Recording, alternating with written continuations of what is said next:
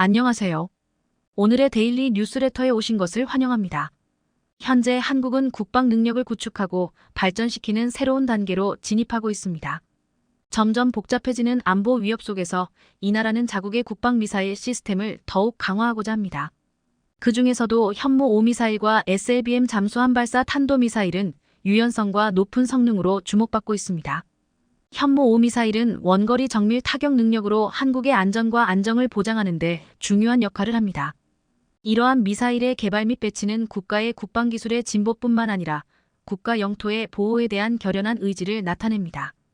SLBM 또한 한국의 방어 전략에서 중요한 발전을 나타냅니다.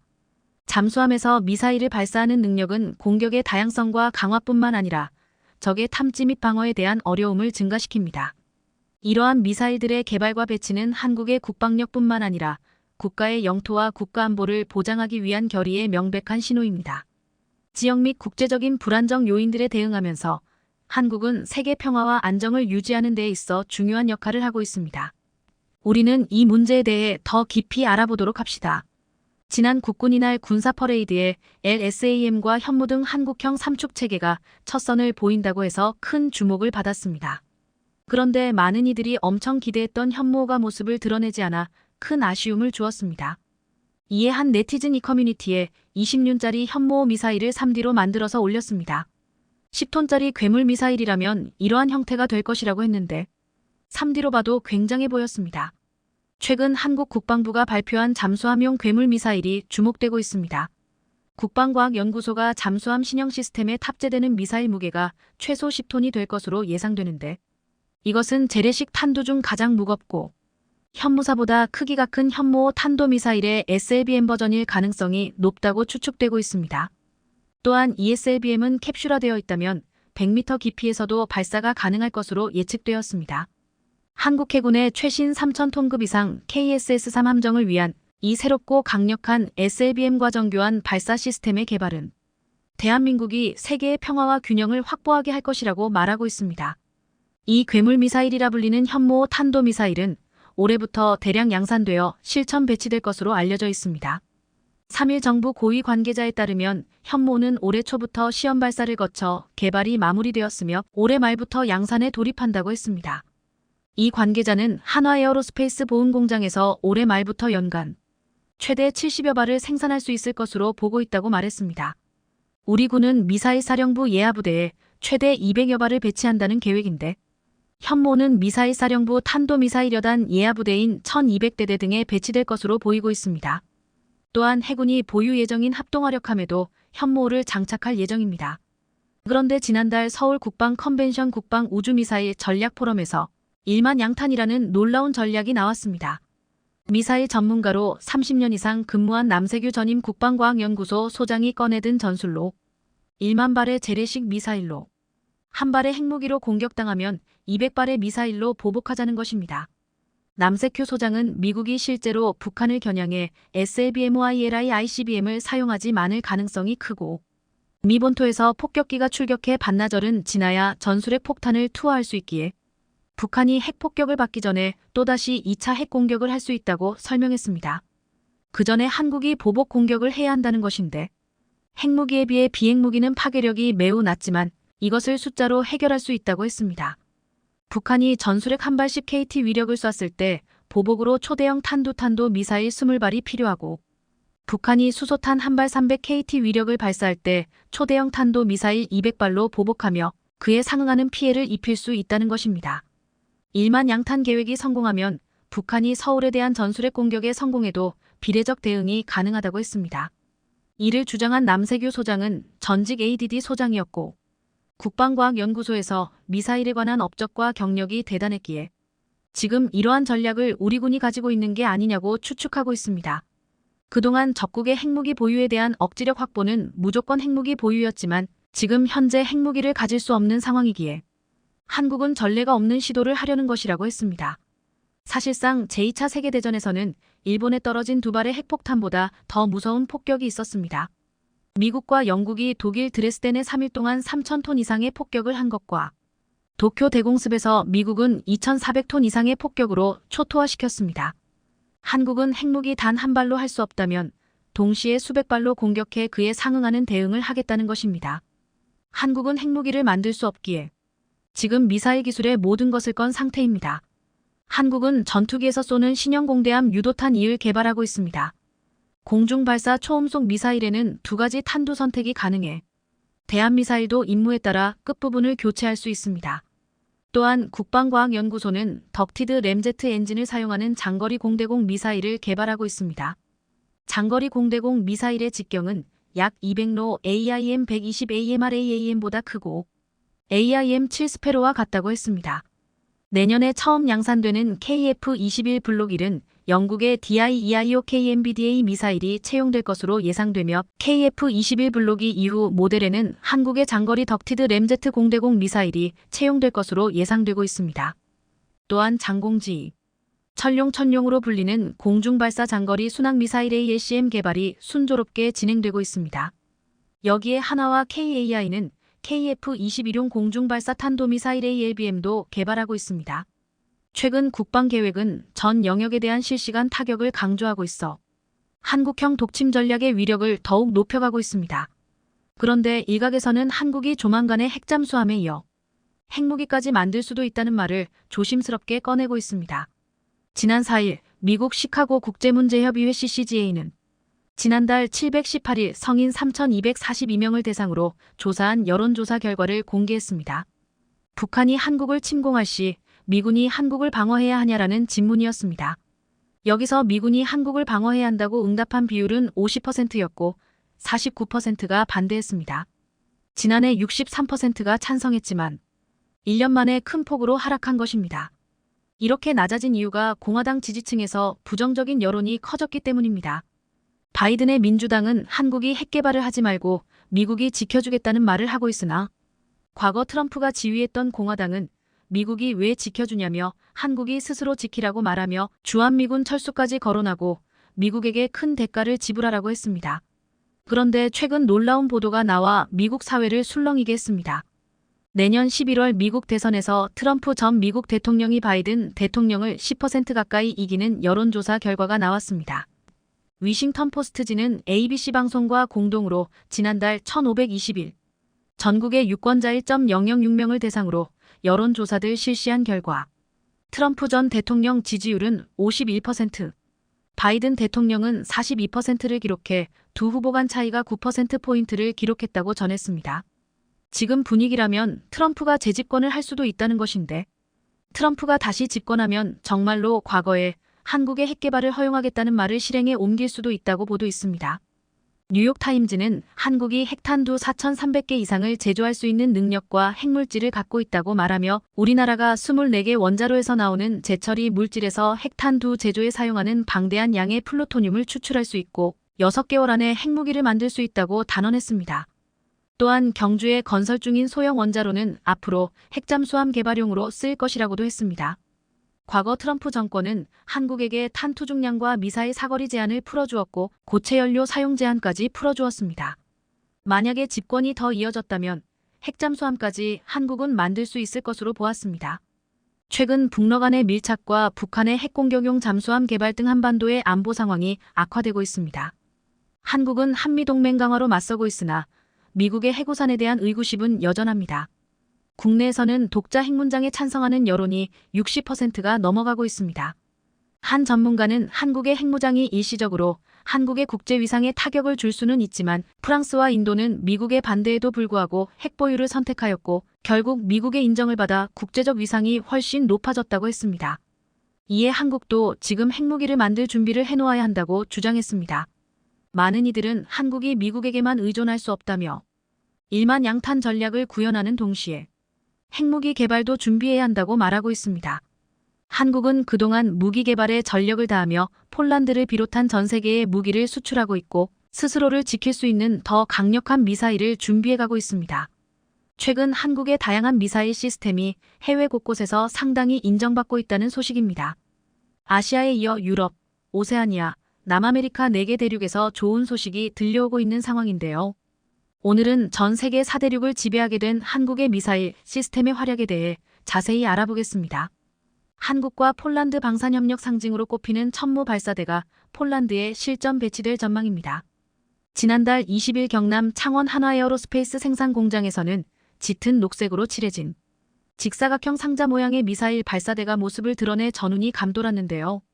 한화에 따르면 이 발사대는 폴란드에서 최종 조립돼 전선에 배치될 예정으로 폴란드와 작년 10월 기본 계약을 체결한 후 9개월도 안 돼 생산됐습니다. 계약에서 생산까지 보통 2~3년 걸리는 일을 한국은 놀라운 속도로 단기간에 해낸 겁니다. 다연장 로켓 천무는 한국과 폴란드 방산 협력의 대표적인 상징으로 폴란드의 경우 한국 엔지니어들을 데려가고 싶다고 할 정도로 천무에 만족감을 보이고 있다는 후문입니다. 앞서 주한 폴란드 국방무관 마르티슈니스 대령은 천무는 폴란드 육군에 역량을 제공하고 유럽 안보에 중요한 역할을 한다며 끈끈한 협력의 증명이고 앞으로의 협력을 위한 시작이자 의지라고 밝혔습니다.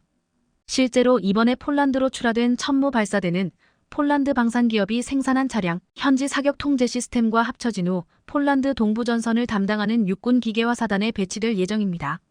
그리고 앞서 4월에도 사우디아라비아가 한국에 천무 이문을 도입한 모습을 공개하면서 사우디와 방산 협력이 긴밀해진 사실을 확인할 수 있었는데요.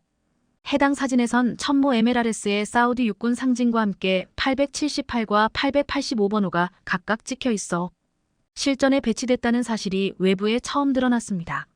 그런데 최근 호주에서도 천무 실사격에 너도나도 감탄하며 입이 떡 벌어졌다고 합니다. 최근 호주에서 진행된 2023 탈리스만 세이버 훈련에서 천무 실사격 시연을 보게 된 호주의 포병 장교들과 더불어 군 당국 관계자들이 감탄을 자아낸 건데요. 탈리스만 세이버는 미국과 호주가 주도하고 한미일 등 13개 동맹국이 중국을 견제하기 위해 2년마다 실시하는 다국적 연합훈련으로 이번에는 무려 3만 병력이 참여했습니다. 역대 최대 규모로 열린 이번 훈련에 한국은 해병대 대대급 병력이 처음으로 참여해 대형 수송함인 마라도함과 구축함인 문무대왕함, K9 자주포와 천무, 한국형 상륙 돌격장갑차, 마리논 상륙 기동헬기 등을 선보였습니다. 이 가운데 K9 자주포와 천무의 실사격 훈련을 진행했는데 고성능 미사일 무기인 천무를 해외에서 열리는 연합훈련에서 실사격하는 건 이번이 처음이라 더욱더 특별한 의미가 있었습니다. 특히나 천무 사격을 직접 눈으로 보게 된 13개국의 군 지휘관들은 탄성을 자아내며 천무야말로 미국 주도의 지대함 타격 작전에 기여할 수 있는 무기라고 평가했습니다. 실제로 천무는 최대 사거리 45km의 230무유도 로켓 12발과 최대 사거리 80km 이상의 로켓 12발을 탑재해 미국의 하이마스와 비교되는 무기체계로 대함저지 사격용으로도 사용될 수 있습니다. 이번 연합훈련을 통해 천무의 우수성을 자연스럽게 노출해 방위산업 수출에 또 다른 기회를 창출한 것으로 보이는데요. 천무는 하이마스보다 10km 더 가고 로켓 6발이나 더 탑재해 위력이 상당하지만 가격은 비교가 안 될 정도로 저렴해 많은 전 세계 국가의 이목을 집중시켰습니다. 실제로 2023 탈리스만 세이버의 훈련전 대장인 데미안 힐 호주 육군 준장은 천무의 성능이 매우 훌륭하다며 포병 장교로서 천무 실사격 시연을 보게 돼 정말 기쁘다며 벅찬 반응을 보였습니다. 힐 준장은 한국은 이번에 K9 자주포와 천무를 호주에 처음으로 배치해 실사격 훈련에 참여했다며 이들 통해 지역 파트너들과 상호 운용성 향상을 입증했다고 말했습니다. 그러면서 한국이 탈리스만 세이버에 상당한 규모로 참가한 건 한국과 호주 양국이 국방관계 성장을 보여주는 가시적 사례라고 강조했습니다. 천무를 통해 한국과 호주의 안보 분야 밀착이 강화될 수 있는 전기를 마련한 것으로 보이는데요. 그런데 천무 말고도 사실 한국에게는 또 다른 비밀병기가 존재합니다. 바로 국산 함대함 미사일 해성으로 최근 콜롬비아 해군이 한국에서 도입한 해성이 단 한 발로 표적 함정을 격침하는 영상을 공개하면서 전 세계 방산업계를 발칵 뒤집어놨습니다. 주요 외신에 따르면 콜롬비아 해군은 호위함에서 해성 미사일을 발사해 표적함을 격침하는 영상을 지난달 23일 SNS에 전격 공개했습니다. 해당 영상을 본 네티즌들은 엄청난 폭발을 일으키며 표적함을 격침하는 모습에 예상보다 위력이 커 놀랍다는 반응을 보였는데요. 영상에서 해성 미사일 한 발은 발사된 뒤 표적함 상공에서 수직으로 고속 낙하, 표적함에 명중한 뒤 강력한 폭발을 일으켰습니다. 콜롬비아 해군에 따르면 흔적을 알아보기 힘들 정도로 완파된 표적함은 이내 침몰한 것으로 알려졌습니다. 이번 미사일 발사는 중남미 해군 다국적 연례 연합훈련 유니타스 2023의 일환으로 콜롬비아 해군이 카리브 일대에서 실시된 해상훈련으로 이루어졌습니다. 그런데 이번 훈련에서 해상 미사일이 표적을 격침해 활약하자 해당 소식을 전해들은 현지 언론에서는 대서특필될 정도로 발칵 뒤집어졌다고 합니다. 지난 2012년 콜롬비아에 수출된 해상 미사일은 2019년에도 콜롬비아 해군 훈련 중 표적 함정을 격침하는 데 성공한 적이 있었지만 이번엔 더 강한 위력을 보여줬다는 평가가 나왔기 때문입니다. 앞서 해성은 콜롬비아 해군 훈련 중 발사에 실패해 논란이 된 적도 있지만 국내 업체가 아닌 해외 업체의 오류로 판명이 됐었는데 이번에 이런 불명예 이슈도 완전히 사라질 것으로 보이는데요. 실제로 이번 훈련을 비롯해 콜롬비아는 해상 미사일의 위력과 성능에 엄청나게 큰 만족감을 드러내고 있는 것으로 전해집니다. 최대 사거리가 150km에 달하는 해성 대함 미사일은 북한군 유도탄 고속정에 탑재된 스틱스 대함 미사일에 비해 4배 이상의 긴 사거리를 자랑합니다. 또한 레이더 탐지를 피하기 위해 수면에서 5m 정도의 저고도로 무리를 스쳐 날아가는 해면 밀착 비행 즉시 스키밍 기능을 갖추고 있으며 제공격 기능도 갖고 있습니다. 2005년 이후 국내에서는 세종대왕급 이지스함을 비롯해 한국형 구축함 및 신형 호위함, 윤영하급 미사일 고속함 등에 실전 배치됐는데요. 이렇듯 세계적인 대함 미사일들과의 경쟁에서도 뒤지지 않는 능력을 가진 해성은 세계 각국에서 러브콜을 받고 있을 정도로 인기가 높습니다. 그 이유는 바로 성능면에서 경쟁 대함 미사일들을 능가하면서도 거기에 더해 가격 경쟁력까지 갖추고 있기 때문인데 ADD에 따르면 해성을 기반으로 전술함대지 미사일도 개발된 상태입니다. 전술함대지 미사일은 적 연안 근접 표적과 지상의 주요 전술 표적을 타격하는 공격형 무기로 장갑 차량을 관통할 수 있는 자탄 수백여 개가 분산돼 폭발하면서 축구장 2개의 면적을 그만큼 해성의 위력이 어마어마한 것으로 이번 콜롬비아 군에서 공개한 영상을 통해 전 세계 방산업계에 다시 한번 위력을 입증시키는 결정적인 계기가 됐을 거라 보입니다. 그런데 최근 국내 방산업계에 또 다른 한 획을 그을 기쁜 소식이 전해졌는데요. 바로 한국이 개발한 함대공 미사일이 최초로 해외에 수출될 가능성이 높다는 소식입니다. UAE에서 한국에 직접 러브콜이 들어온 건데 해당 사업을 수주할 경우 외국산 전투함에 국산 함대공 미사일이 통합되는 첫 사례가 될 전망입니다. 프랑스 매체 인텔리전스에 따르면 최근 하나와 LIG넥스원이 프랑스 나발그룹이 UAE들 위해 제작한 고원드 2500 초계함에 탑재할 미사일 장착 사업에 도전장을 던진 것으로 알려졌습니다. 해당 사업에는 이미 유럽방산 그룹 MBDA와 UAE 방위산업 획득을 담당하는 타와중경제위원회가 공급 계약을 협상 중인데 한국이 입찰에 참여한 겁니다. 국내외 방산업계에서는 UAE 미사일 수주전에서 MBDA의 출발이 처음엔 유리했다는 평가지만 무기금수 조치로 인해 수출이 힘들어 한국이 사업을 가져갈 가능성이 높을 것으로 보고 있는데요. 2020년 독일과 프랑스, 이탈리아 등 세계국이 유엔의 리비아 무기금수를 위반하는 국가에 대해 제재를 가하면서 MBDA의 UAE 미사일 수출이 쉽지 않을 거라는 분석입니다. 이런 이유로 하나시스템과 LIG넥스원이 UAE 함대 공미사일 수주전에 참여한 것으로 국내에서는 2009년부터 LIG넥스원 주도로 국산 함대 공미사일 해궁이 양산되고 있습니다. LIG넥스원에 따르면 해궁은 미 레이시온이 개발한 RIM-116램 미사일을 대체할 수 있는데 음속의 2배에 달하는 속도로 최대 20km 떨어진 항공기나 미사일을 격추합니다. 더구나 최근 방사청은 2027년까지 해궁 2차 양산을 위한 사업을 완료하겠다는 계획을 밝히는 등 UAE 수출에 힘을 실을 반가운 소식이 전해졌는데요. 2차 양산을 통해 함정 생존성과 직결되는 근접 방어 능력이 한층 더 강화될 것으로 보이는데 방사청에 따르면 해군 호위함 구축함 등에 순차적으로 탑재될 예정이라고 합니다. 한국은 앞서 UAE에 미사일을 수출한 경험이 있는 만큼 이번에도 좋은 소식을 기대해도 좋을 것 같은데요. 높은 국산 화율을 바탕으로 미사일 무기들 전력화에 우리 해군력에 큰 보탬이 되는 걸 넘어 이를 바탕으로 해외에 우리 무기를 수출하는 대한민국 방산업계가 참으로 자랑스럽습니다. 지난 21일 우리 공군의 비상대기실에서는 때 아닌 북한 군용기의 영공 침범을 알리는 신호음이 울렸습니다. 다름 아닌 한미연합연습을지 자유의 방패 일환으로 이뤄진 방어 제공훈련을 펼친 것으로 이날 출동한 F-35A, FA-50 등 10여 대의 전투기들은 적기를 격추해 나가며 흡사 실전과 같은 모습을 보였습니다.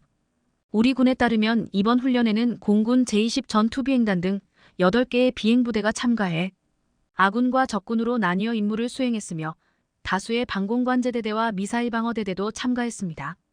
특히나 우리 공군 방어 제공훈련에 동원된 F-35, F-15K 편대와 FA-50의 연합훈련이 완벽히 합을 이뤄 임무를 수행한 모습이 매우 인상적이었다는 평가인데요.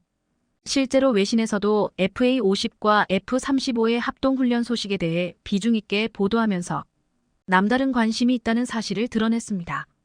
유라시안 타임스는 FA-50과 F-350I 불안 핵미사일 위협에 공동 대응하기 위해 한미 합동 군사훈련을 진행했다며 전투 경험이 없음에도 불구하고 FA-52 합동훈련에 참여한다는 건 뛰어난 성능을 보유하고 있다는 것과 추후 실전에서 사용될 가능성이 매우 높다는 사실을 보여준다고 평가했습니다.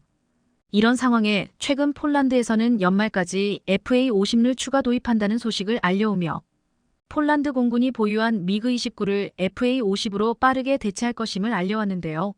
실제로 지난 22일 마리우시 부아슈차크 폴란드 국방장관은 자신의 트위터 계정에 폴란드 공군을 위한 FA-50 2대가 바르샤바에 방금 착륙했다며 연말까지 8대 전투기를 추가로 들여올 것이라고 밝혔습니다. 그는 폴란드군을 위한 새로운 장비들의 인도 속도가 늦춰지지 않고 있다고 강조했습니다. 이번에 부아슈차크 국방장관이 밝힌 대로라면 폴란드군은 연말까지 총 12대의 FA-50을 보유하게 될 것으로 보입니다. 이렇게 부아슈차크 국방장관이 FA-50 전력을 미리 자신있게 말할 수 있는 건 한국의 놀라운 생산 속도 때문인데 실제로 한국은 폴란드와 계약했던 방산 무기들을 제때에 납기하면서 두터운 신뢰를 형성했습니다.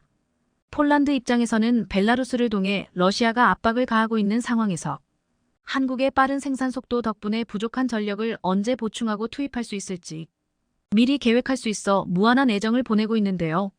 실제로 이런 이유로 부아슈차크 국방장관은 FA-50GF의 연내 배치 계획이 차질 없이 진행될 거라고 연신 강조하고 있는 중으로 폴란드 공군에서도 누구보다도 FA-50을 적극 홍보하고 있다고 합니다. 부아슈차크 국방장관은 21일 열린 FA-50 공개 행사에서도 현지 기자들과 만나 FA-50GF 2기를 인수했으며 연말까지 추가로 10기가 도착할 예정이라고 밝혔었습니다.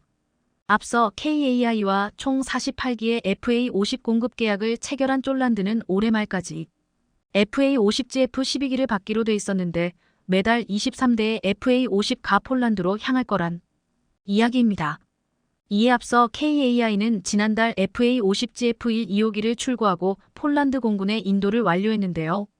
이렇게 인도된 FA-50은 지난달 마인스크 마조비에츠키 제23 전술 항공기지에서 시험 비행을 진행했으며 폴란드 국군의 날 행사에도 주축으로 참여해 미그-29와 함께 비행하며 성공적으로 신고식을 치렀습니다.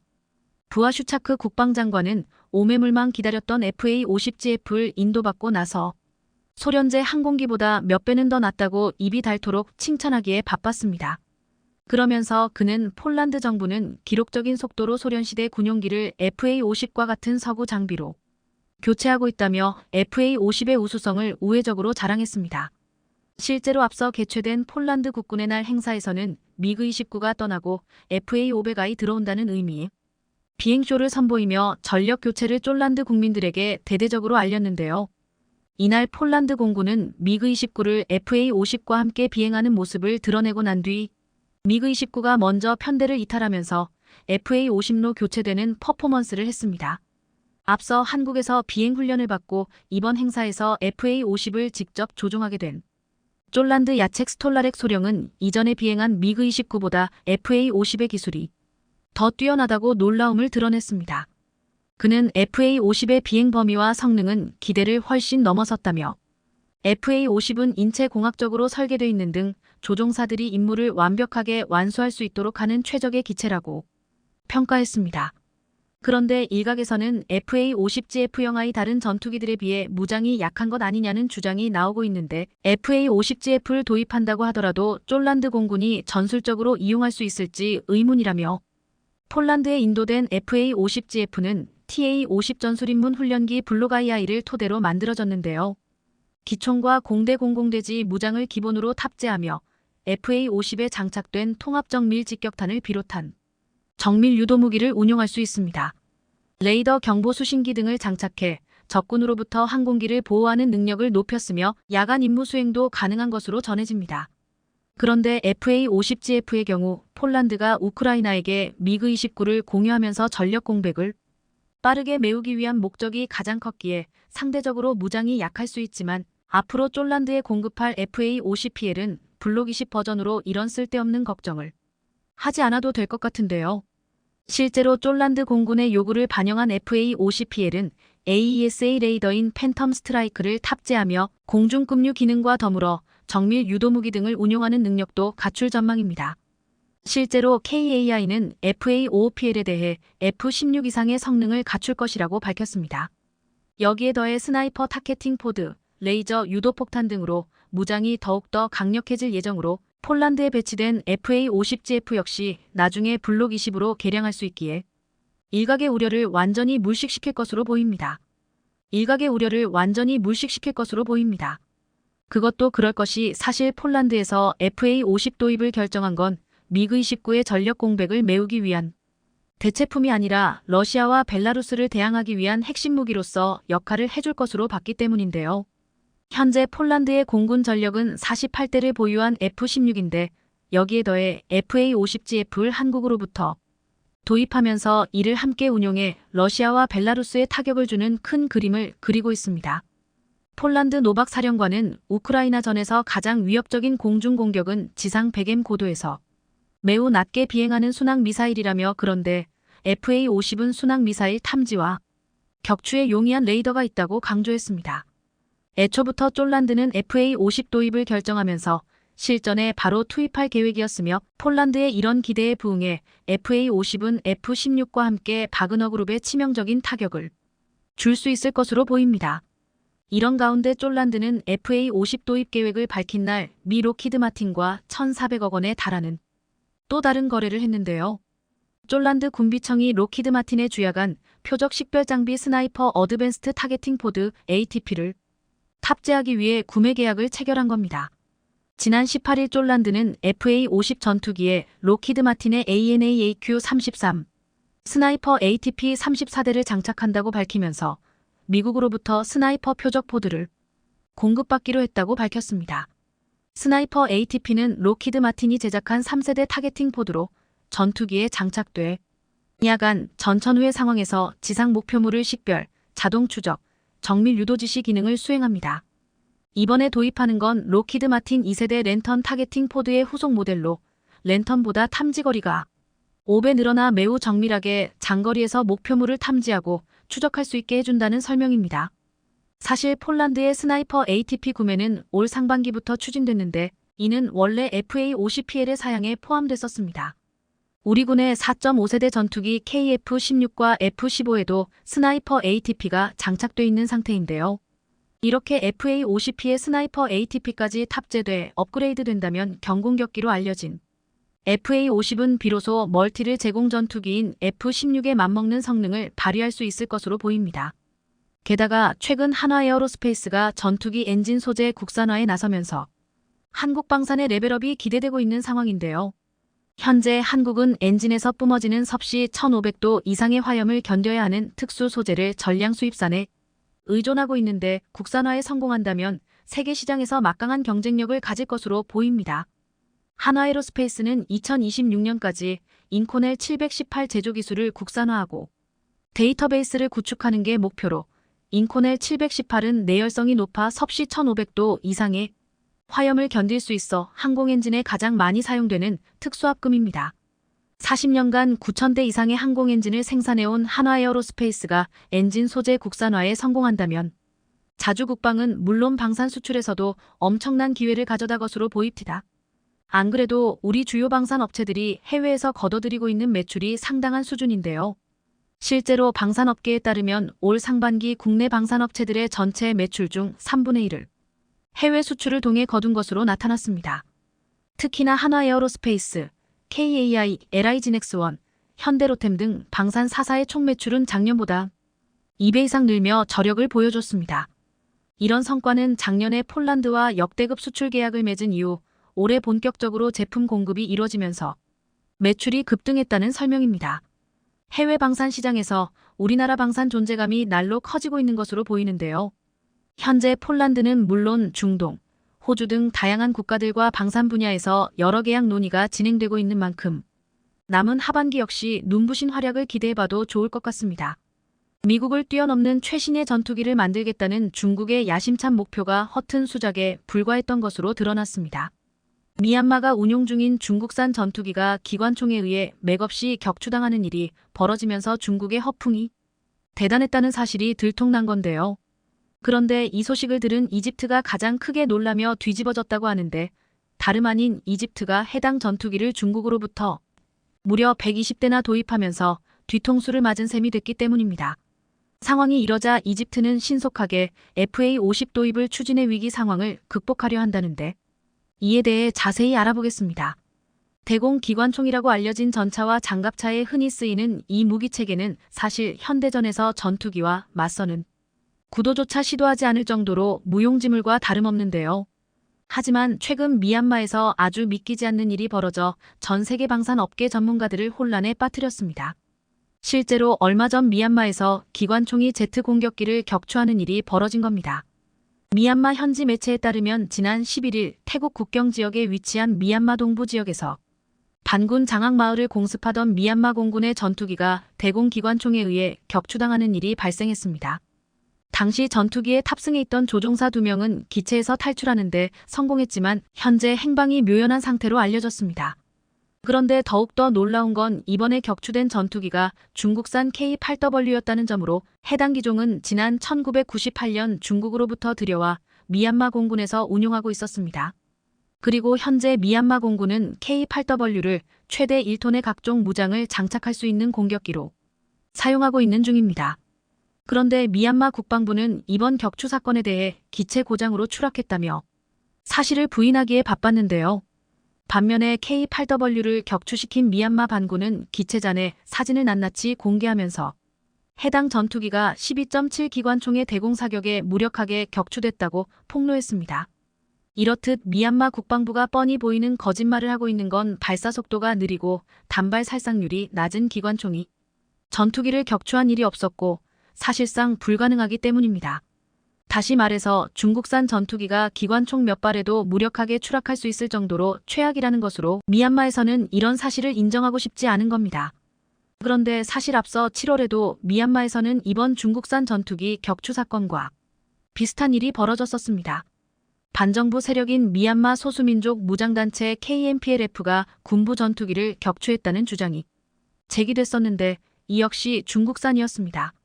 당시 KNPLF의 대공무기는 없었지만 저공 비행하는 전투기를 향해 중화기와 소총으로 집중적으로 공격해 미얀마군의 전투기를 격추시켰으며 이로 인해 미얀마군 300명과 헬리콥터 5대가 현장에 출동한 것으로 알려졌습니다. 이에 당시 SNS에는 추락한 군용기라며 중국제 훈련기 및 경공격기 사진이 돌며 한바탕 조롱을 당했는데요. 도대체 중국은 어떻게 공격기를 만들길래 이런 쇼킹한 일이 연이어 벌어질 수 있는 건지 궁금할 따름입니다. 먼저 중국제 K8은 도입한 국가에 따라 명칭이 다 달라 소위 말해 항공 마니아들 사이에서도 자주 혼동이 되는 기종인데요. 실제로 이 기체를 개발한 중국에서는 K8 기종을 정작 JL8로 부르고 있습니다. JL8은 중국 인민해방군 공군이 오래전부터 훈련기로 사용해오던 난창 CJ6나 JJ5를 대체할 후계 기종으로 1986년부터 개발이 시작됐습니다. 프로젝트 초기에는 L8이라고 불린 이 훈련기는 나중에 중국용은 JL8 파키스탄에서는 K8이라고 명명하며 각각 운용했습니다. 그리고 놀랍게도 JL8은 성능이야 둘째치고 공동개발국이었던 파키스탄을 통해 아시아, 아프리카 국가들을 대상으로 수출도 순조롭게 이어졌습니다. 이와 마찬가지로 미얀마도 과거 K8을 도입해 뒤통수를 맞은 건데 설상가상으로 미얀마는 중국제 JF-17 전투기 역시 사기당하면서 코너에 몰렸습니다. 상황이 이러자 아무래도 미얀마 정부가 중국에게 뒷돈을 먹고 전투기를 도입한 것 아니냐는 의혹까지 제기될 정도인데요. 미얀마 현지 매체 이라와디에 따르면 미얀마군이 중국으로부터 공급받은 JF-17 전투기 대다수가 구조적 결함 등 기술적인 문제로 무용지물 상태인 것으로 알려졌습니다. 이라와디에 따르면 해당 전투기는 요격, 지상 공격, 폭탄 투하 등의 임무를 수행하기에 부적합한 상태로 여전히 문제를 해결하지 못하고 있는 것으로 전해졌습니다. JF-17은 최고속도 마 1.6의 최대 작전 반경이 2037km에 달하는 경량급 다목적 전투기로 미얀마는 이를 2016년 중국으로부터 대당 335억 원에 16대를 구매했습니다. 이는 공동개발국인 중국과 파키스탄을 제외하고 JF-17을 최초로 도입한 것으로 2018년 4대, 이듬해 2대가 더 공급됐습니다. 최근 미얀마군이 전투기와 헬리콥터를 이용해 공습에 집중하고 있지만 정작 JF-17은 작전에 투입되지 못하고 미얀마군은 러시아산 옙-120과 MiG-29에 의존하고 있는 상황인데요. 이에 방산 전문가들은 JF-17의 레이더와 미사일 발사 체계에 문제가 있으며 기체도 외부 충격에 취약한 상태라고 진단했습니다.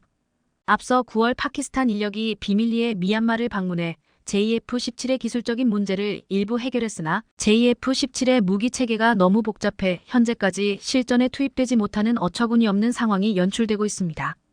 더 큰 문제는 수십 대의 전투기들이 모두 불량인데도 개발국인 중국이 정작 AS에 나몰라라 하며 모른 척하고 있다는 사실인데요. 실제로 미얀마에서 파키스탄 기술진을 긴급히 불러들인 JF-17의 경우 탑재돼야 할 중장거리 미사일과 공대공 레이더도 계약보다 부족한 것으로 드러나는 등 중국의 만행에 혀를 차게 했습니다. 미얀마는 해당 전투기를 2016년 중국에게 구매했는데 기술 결함에도 중국이 아무런 조치를 취하지 않자 울며 겨자 먹기로 JF-17을 공동 개발한 파키스탄에 도움을 청한 겁니다. 당시 이와라디는 파키스탄 인력이 일부 기술 문제를 해결했으나 여전히 오리무중이라며 미얀마 정부가 대당 320억 원을 들여 JF-17을 6대나 들여왔지만 사용하지 못하고 있다고 보도했습니다. 그런데 사실 이런 문제는 미얀마뿐 아니라 중국산 무기를 구매한 개발도상국들 모두가 처한 상황이라는 점입니다. 중국산 무기를 구매했지만 심각한 기술적 결함과 오작동 사고로 인해 무기로는 제대로 된 작전 수행을 할 수 없는 경우가 속출하고 있다고 합니다. 실제로 중국은 무기를 수출한 뒤 AS에 신경을 쓰지 않는 것으로 유명한데 이로 인해 결함 있는 중국산 무기를 구입한 개발도상국들은 국가안보 강화라는 목적을 이루기는커녕 군사 예산을 낭비했다는 비판을 받고 있습니다. 예컨대 나이지리아에선 2018년 중국산 전투기 F-72대가 독립기념일 기념 비행 퍼레이드 리허설을 벌이던 중 추락하는 일이 벌어지기도 했습니다. 파키스탄도 작년에 중국산 F-22P 호위함에서 엔진 성능 저하를 비롯한 기술적 결함을 발견하고 중국 정부에 유감을 표명한 적이 있었습니다. 심지어 파키스탄은 중국산 FM-90 대공 미사일에서도 적외선 센서 시스템 오류로 목표물 추적이 되지 않는다는 사실이 드러나자 해당 시스템을 모두 폐기했습니다. 방글라데시도 2020년 중국산 훈련기 K-8W에서 문제가 나타나자 중국 항공기 수출입공사에 항의했지만 만족스런 답변을 얻지 못했습니다. 값이 싸서 덜컥 중국산 무기를 도입했더니 결국엔 돈을 주고 쓰레기를 산 셈이 된 겁니다. 그런데 이런 상황에 중국제 K8을 현재 가장 많이 도입한 나라가 이집트인데요. K8 격추 소식을 들은 이집트는 최근 엄청난 충격에 빠지며 한국의 FA-50 도입을 위해 신속히 일을 진행하고 있다는 소식이 전해졌습니다. 방산업계에 따르면 이집트는 1999년부터 K8을 조립 및 면허 생산하는 방식으로 무려 120대나 도입했었습니다. 그리고 현재 기체 노후화로 인해 신형훈련기로 대체하는 상황에 처했는데 이번 격추 사건으로 인해 속도를 더욱더 내게 된 겁니다. 그동안 중국제 전투기에 호되게 당한 이집트는 다시는 중국 전투기는 쳐다도 보지 않겠다는 의지가 보일 만큼 KAI에게 적극적으로 손을 내밀고 있는데요. 실제로 KAI는 이집트와 FA-50 수출 협상을 벌이고 있는 중으로 이와 관련한 이집트 수출 규모는 최대 100대에 이를 것으로 추산됩니다. 실제로 디펜스 아랍에 따르면 작년 12월 이집트 아랍산업화기구는 KAI와 FA-50 기술 이전 및 공동 생산을 위한 예비 계약을 체결했습니다. 이를 위해 앞서 1월 아랍산업화기구 수장이 우리 방산업계 대표단을 만나 초기 협약을 위한 실행 단계를 논의하면서 도입을 위한 본격적인 준비를 마쳤습니다. FA-50의 경우 이집트 공군의 주력 전투기인 F-16과 높은 호환성을 보이는 건 물론 경쟁 후보인 중국의 AVIC L-15 및 레오나르도 M346과 비교해봐도 교육과 훈련에 최적화돼 있어 FA-50에게 아주 유리한 상황입니다. 조만간 이집트에서 우선 협상 대상자 선정이 예정된 만큼 우리는 시간이 흐르기만 기다리면 될 것 같은데요. 이렇듯 FA50의 이집트 수출 소식에 중국은 슈퍼스타가 탄생했다는 뜻밖의 반응을 보였는데요. 지난달 중국 민누주는 FA50의 이집트 수출을 기정사실화하며 이집트의 FA50 도입을 칭찬하는 듯한 기사를 내보냈기 때문입니다. 실제로 민누주는 중동과 아프리카 지역에서 FA50은 슈퍼스타로 자리매김하고 있다며 이집트 수출로 인해 중동 지역에서 한국산 무기의 영향력이 엄청나게 확대될 것이라고 밝혔습니다. 매체는 한국과 이집트의 FA50 계약과 관련해 세부 사항이 공개되지 않았지만 이집트에서 적어도 100대를 도입할 것이라며 이번 계약으로 인해 한국은 새로운 돌파구를 마련하는 계기가 됐다고 평가했습니다. 한국 방산이라면 어떻게든 꼬투리를 잡으려던 중국의 모습과는 전혀 딴판이라 참으로 어색한데요. 이제 중국마저도 대한민국의 방위 산업이 높은 수준에 도달했다는 사실을 인정하지 않을래야 인정할 수밖에 없는 상황이 된 것 같습니다.